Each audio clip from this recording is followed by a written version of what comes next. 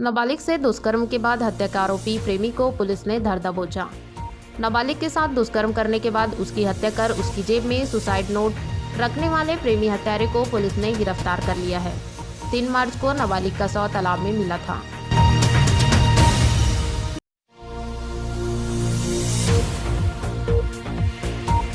मामला जांजगीर चांपा जिले के जैजेपुर थाना क्षेत्र के चोरभट्टी गांव का है, जहां तालाब में 3 दिन से लापता 12 वर्षीय किशोरी की लाश मिलने के बाद क्षेत्र में सनसनी फैल गई थी,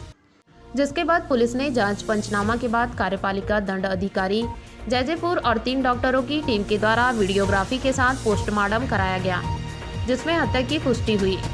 एसपी डॉक्टर अभिषेक पल्लव ने जानकारी देते हुए बताया कि इस मामले में मृतिका का प्रेमी ही कातिल निकला, जिसने एक साथ आत्महत्या करने का वादा करके नाबालिग से सुसाइड नोट लिखवाया, फिर उसको घर से ले जाकर उसके साथ दुष्कर्म किया और कत्ल कर उसके लेगिस के जेब में सुसाइड नोट रखकर मृतिका के शव को तालाब में फेंक दिया और वो मौके से फरार हो गया। दरअसल पूरा मामला प्रेम प्रसंग का है। आरोपी के अनुसार उसके प्रेम प्रसंग की खबर सबको लग चुकी थी, जिसके बाद दोनों ने आपस में बात कर एक साथ आत्महत्या करने की प्लानिंग की और उसने नाबालिग को सुसाइड नोट लिखकर लाने को कहा और रात 1 बजे आरोपी के मोटरसाइकिल पर बैठकर निकल गई, जिसके बाद डबरी तालाब चोरभट्टी के पास आरोपी ने उसके साथ जबरदस्ती बलात्कार करने के बाद गला दबाकर हत्या कर दी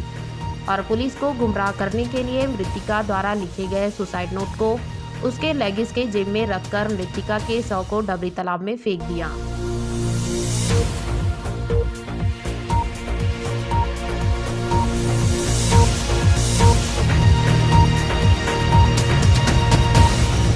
28 तारीख की दरमियानी रात को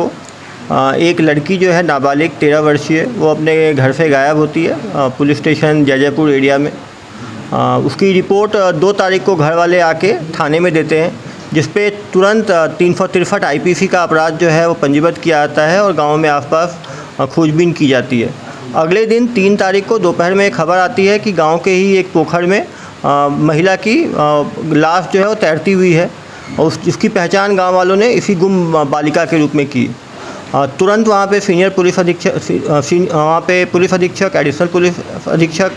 और थाना प्रभारी घटनास्थल पे पहुँचते हैं। देर रात होने के बावजूद भी तहसीलदार के सामने बॉडी को निकाला जाता है, उसका लाइट लगा के उसकी पंचनामा किया जाता है। अगले दिन टीम ऑफ डॉक्टर्स, 3 डॉक्टरों की टीम द्वारा वीडियोग्राफी करा के उसकी ऑटोप्सी कराई जाती है।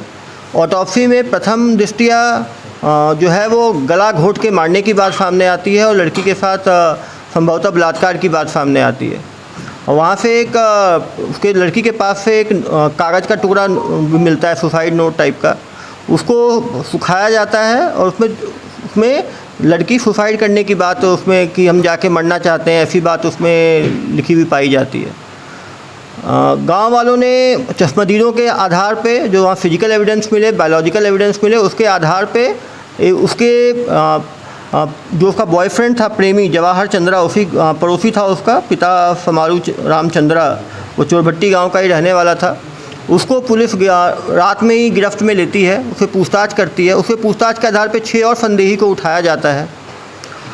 उसने अपने फ़ोन में भी कुछ ऑटो रिकॉर्डिंग ऑन था, कुछ रिकॉर्ड्स डिलीट कर रखे थे और कुछ रिकॉर्ड्स रखे थे जिसमें ये बात सामने आती है कि चिट्ठी मिली कि नहीं मिली, पुलिस को नहीं मिलेगी तो क्या होगा। उस पर हमने जाके जो उसके दोस्त थे उनसे पूछताछ की, संदिग्धों को लाए। दोस्तों से पूछताछ में आई विटनेस के अकाउंट में ये सामने आया कि वो रात में लड़की इस लड़के के साथ देखी गई थी बाइक में। उस बाइक को जब्त किया गया, वहाँ से कुछ हमें फिजिकल एविडेंसेज मिले और फिर जब इस संदेही लड़के को कन्फ्रंट किया गया